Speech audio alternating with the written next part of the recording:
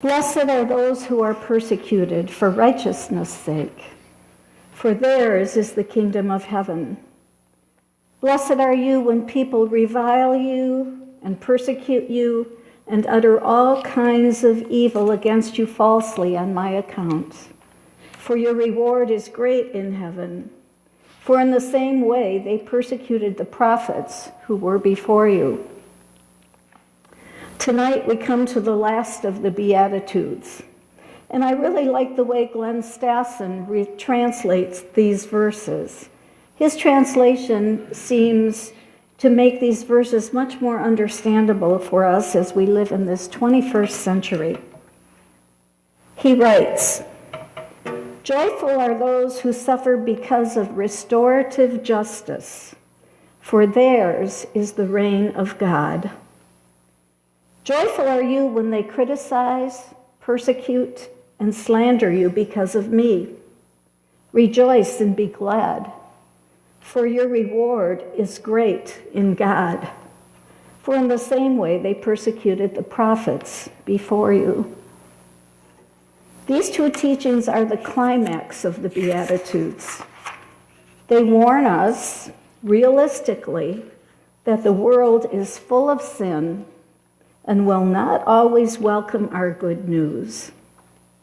Despite that, we work for the kind of justice that God, in compassion for the persecuted and oppressed, works to bring about. Dietrich Bonhoeffer wrote his classic book on the Sermon on the Mount, which was entitled The Cost of Discipleship, just as Hitler was coming to power as a dictator in Germany. Matthew 5:10. Joyful are those who suffer because of restorative justice, for theirs is the reign of God. That verse gave Bonhoeffer a solid rock of justice to stand on against Hitler's injustice. Most German Christians were actually sucked into supporting Hitler. But Bonhoeffer's full commitment to following the way of Jesus gave him clarity and courage to speak out and lead other Christians in opposing Hitler's injustice and violence against the Jews.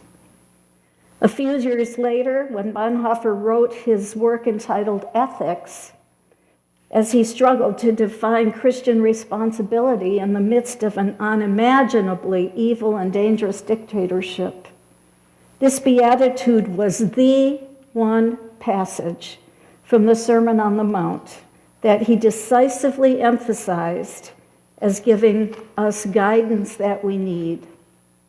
And his words, Bonhoeffer's words, still ring loud and true today.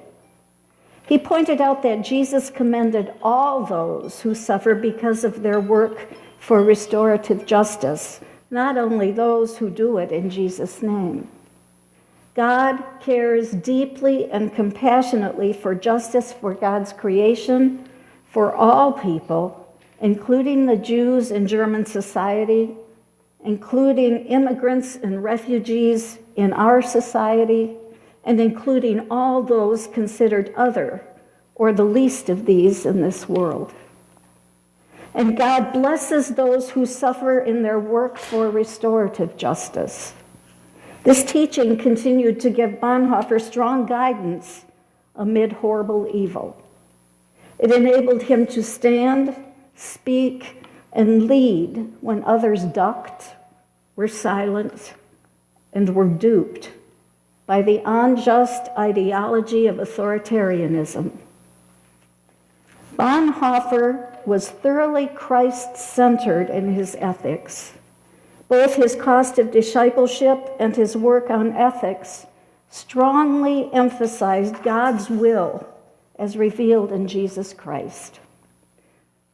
Those Christians who were not taken in by Hitler's ideology usually had a strongly Christ-centered ethic with a full and concrete understanding of the way of Jesus and the lordship of Christ over all of life, not simply over a compartmentalized portion of a person's religious life. And having a concrete understanding of the way of Jesus will enable us to stand on the rock when the winds of various ideologies blow to and fro around us. Finally, Jesus' climax at the end of the Beatitudes concludes with this, something that we simply cannot leave out.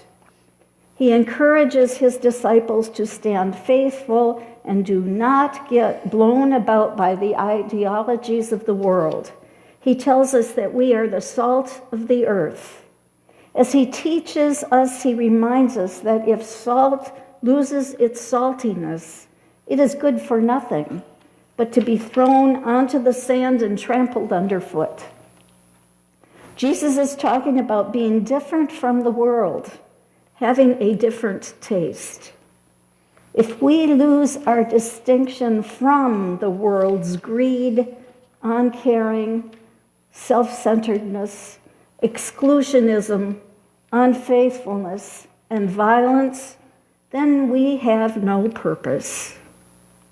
We are tasteless and useless if we are complicit in the world's pain and do not live into the reign of God.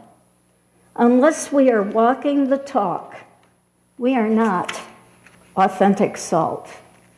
We are no different from the sand that is underfoot.